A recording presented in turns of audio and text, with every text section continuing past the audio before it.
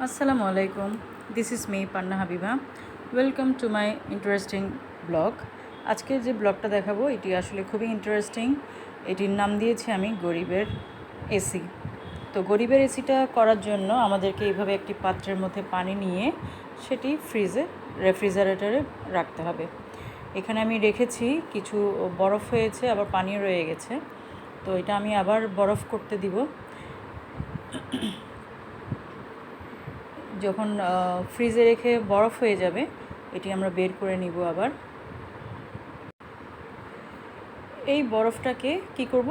এই বরফটাকে করব যে আমরা ফ্যানের নিচে রাতে বের করে ফ্যানের নিচে রাখবো এবং এটাকে আস্তে আস্তে ফ্যানের বাতাসে গলতে দিব।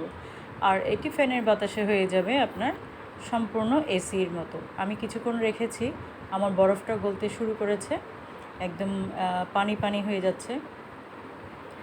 এটি আস্তে আস্তে আমার পুরো ঘরটাকে ঠান্ডা করে দিবে।